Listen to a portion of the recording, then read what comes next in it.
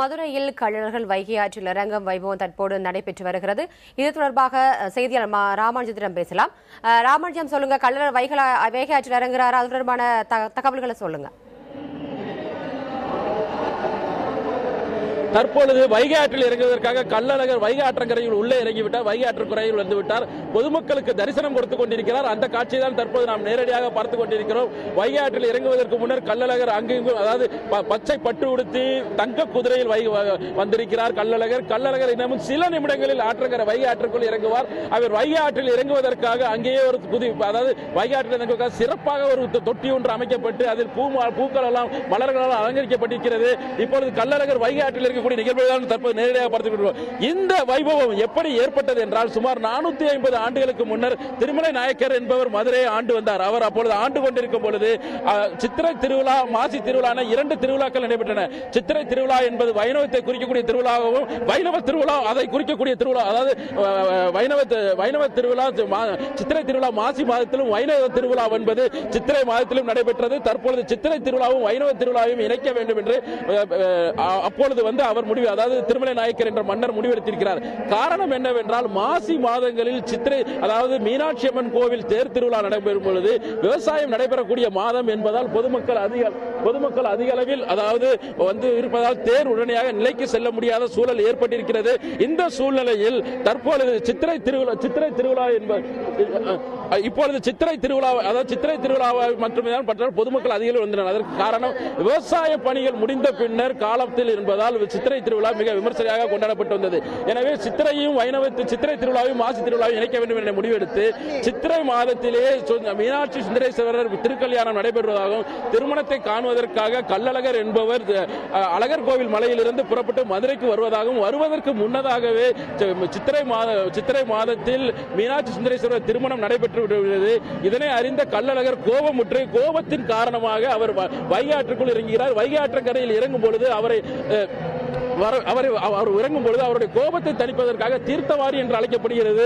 மக்களுடைய நம்பிக்கையாக இருக்கு. தீர்த்தவாரி என்பது வைகை ஆற்றங்கரையில் கூடியிருக்கக்கூடிய மக்கள் மீதும், வைகை ஆற்றங்கரைக்கு வந்திருக்கக்கூடிய கள்ளழகர் மீதும் பொதுமக்கள் தண்ணீரை பீச்சி அடிக்கிறார்கள். அந்த இதுதான் தற்போது நடைபெற்று வருகிறது. வைகை ஆற்றங்கரையில் கள்ளழகர் இறங்கும் பொழுதுதான் அந்த தீர்த்தவாரியானது நடைபெறும் என்பதும் அதுதான் தற்போது நடைபெற்று வருகிறது. இந்த சூழலில் ஆற்றங்கரையில் கள்ளழகர் இறங்கக்கூடிய காட்சியை தான் தற்போது நாம் நேரடியாக பார்த்துக் கொண்டிருக்கிறோம். கள்ளழகர் இன்னமும் சில நிமிடங்களில் ஆற்றங்கரையில் உள்ளே இறங்கி விடுவார். அவர் பொதுமக்களுக்கு தற்பொழுது தரிசனம் கொடுத்துக் கொண்டிருக்கிறார். இதனை காண்பதற்காக சுமார் 5 லட்சம் மக்கள், தென் மாவட்டங்களில் உள்ள எல்லா மாவட்டங்களிலும் 5 லட்சம் மக்கள் மதுரையில் கூடியிருக்கிறார்கள். அவர்களுக்கு உரிய பாதுகாப்பை கொடுப்பதற்காக மதுரை மாவட்டத்தில் சுமார் 6000 காவல்துறையினர் பாதுகாப்பு பணியில் ஈடுபடுத்தப்பட்டிருக்கிறார்கள். இந்த 6000 பேரும் பாதுகாப்பு பணியில் ஈடுபடுத்தப்பட்டிருக்கிற காரணமாக, காவல்துறையினுடைய கெடுபிடி காரணமாக ஆங்காங்கே பொதுமக்கள் கள்ளழகரை முழுமையாக தரிசிக்க முடியாத ஒரு சூழல் இருப்பதாக பொதுமக்கள் சார்பில் குற்றம் சாட்டப்படுகிறது. அது மட்டுமில்லாமல் காவல்துறையினர் கூட்டத்தை கட்டுப்படுத்த சில இடங்களில் லேசான தடியடி நடத்த வேண்டிய சூழல் ஏற்பட்டதாக தகவல்கள் எல்லாம் வெளியாகி இருக்கின்றன. இந்த சூழ்நிலையில் வைகை ஆற்றங்கரையில் இந்த ஆண்டு கள்ளழகர் வரக்கூடிய நேரத்தில் தற்போது பொதுமக்கள் நீரை பீச்சி அடிக்கக்கூடிய சூழல், நாம் ஏற்கனவே கூறியது போல் தீர்த்தவாரி, அந்த தீர்த்தவாரி எப்படி பொதுமக்கள் பார்க்கலாம், நீரை பீச்சி அடிக்கக்கூடிய காட்சியை தான் தற்போது நேரடியாக நாம் பார்த்துக் கொண்டிருக்கிறோம். நீரிய பீச்சி, அதாவது தீர்த்தவாரி என்று அழைக்கப்படுகிறது. கோபமாக இருக்கக்கூடிய கள்ளழகரை சாந்தப்படுத்துவதற்காக பொதுமக்கள் நீரை பீச்சி அடிப்பதுதான் தீர்த்தவாரி என்று அழைக்கப்படுகிறது. காரணம், இன்னமும் சில வைகை ஆற்றங்கரையில் இறங்க இருக்கிறார். அதாவது வைகை ஆற்றங்கரை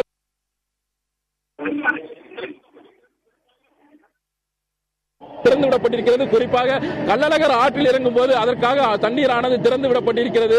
திறந்த தண்ணீரில் வெள்ளம் போல் தண்ணீர் கரை புரண்டு போனாலும் பொதுமக்கள் அதையும் பொருட்படுத்தாமல் வைகை ஆற்றுக்குள் நின்று கள்ளழகரை தரிசித்து வருகிறார்கள். தற்பொழுது கள்ளழகரை பொதுமக்களுடைய தரிசனத்திற்காக 4 புறமும் சென்று வருகிறார். தற்போது அவர் வைகை ஆற்றங்கரையில் இறங்குவதற்கு முன்னால் தீர்த்தவாரியானது பொதுமக்களால் தண்ணீரானது பீச்சி அடிக்கப்படுகிறது. அந்த காட்சியை தற்போது எல்லா பொதுமக்கள் ஆங்காங்கே குவிந்து இருக்கிறார்கள். மதுரை மாநகரமே, அதாவது காவல்துறையினரும் பாதுகாப்பு ஏற்பாடு காரணங்களுக்காக பல்வேறு பகுதிகளில் போக்குவரத்தையும் மாற்றம் ஏற்பட்டிருக்கிறது, தடைபட்டிருக்கிறது என்றே கூறலாம். ஏனென்றால் 5 லட்சம் மக்கள் ஒரே நேரத்தில் வைகை காவல்துறையினை கட்டுப்படுத்துவதற்காக போக்குவரத்து மாநகரத்துக்குள் அனுமதிப்பதில்லை. முக்கிய விருந்தினர்கள், முக்கிய பிரமுகர்களுக்கு மட்டுமே, அதாவது ஏவி பிரிட்ஜ் என்று அழைக்கப்படக்கூடிய ஏவி பாலத்தில் நின்று தரிசிக்கக்கூடிய வாய்ப்பை காவல்துறையினர் கொடுத்திருக்கிறார்கள். இந்த சூழல் மாற வேண்டும். கடவுள் எல்லோருக்கும் பொதுவானவர் என்ற காரணத்தால் கடவுளை எல்லோரும் தரிசிக்கும் வகையில் அடுத்த ஆண்டு முதலாவது இந்த VIP என்கிற முறையை ஒழித்துவிட்டு எல்லோருக்கும் தரிசிக்கும் வகையில் ஏற்பாடு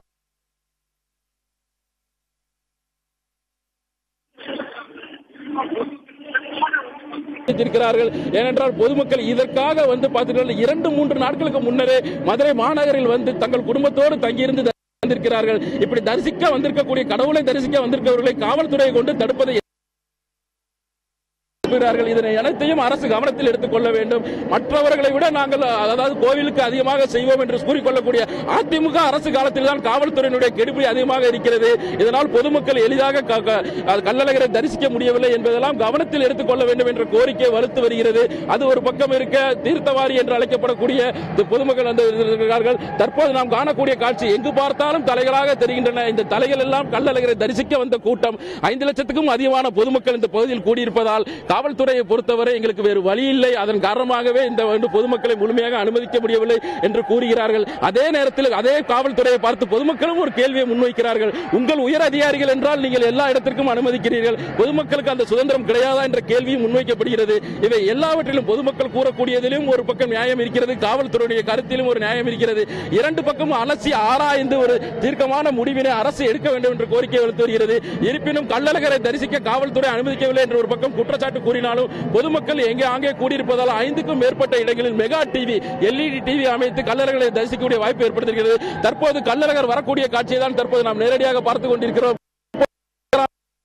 அந்த காட்சியை தற்போது நேரடியாக நாம் பார்த்துக் கொண்டிருக்கிறோம். அதாவது சைவ வைணவ ஒற்றுமைக்கு ஒரு எடுத்துக்காட்டாக விளங்கக்கூடிய விழா சித்திரை திருவிழா. எந்த திருவிழாவாக இருந்தாலும் 10 நாட்கள் தான் நடைபெறும். ஆனால் சைவ வைணவ ஒற்றுமைக்காக விளங்கக்கூடிய சித்திரை திருவிழா என்பது சுமார் வந்து பார்த்தீர்கள் என்றால் 15 நாட்களுக்கு மேலாக நடைபெறுகிறது. முதல் 10 நாட்கள் மீனாட்சி சுந்தரேஸ்வரர் திருக்கல்யாணம், பட்டாபிஷேகம், மீனாட்சி சுந்தரேஸ்வரர் திருக்கல்யாணம், தேரோட்டம் போன்றவைகளாம் நடைபெறுகின்றன. ஆனால் அதனைத் தொடர்ந்து கள்ளழகர் வைபவம், அதாவது சைவ திருவிழா முடிந்து வைணவ திருவிழா ஆரம்பிக்கிறது என்றே நாம் எடுத்துக் கொள்ளலாம். ஏனென்றால் கள்ளழகர் என்பவர் மதுரையில் இருந்து 20 கிலோமீட்டர் தள்ளி இருக்கக்கூடிய ஒரு மலையின் அடிவாரத்தில் இருக்கிறார். அங்கிருந்து அவர் புறப்பட்டு வருகிறார். புறப்பட்டு வந்தவர் பல்வேறு இடங்களில் எதிர் சேவை என்று அழைக்கப்படுகிறது. எதிர் சேவை என்பது கள்ளழகர் இங்கு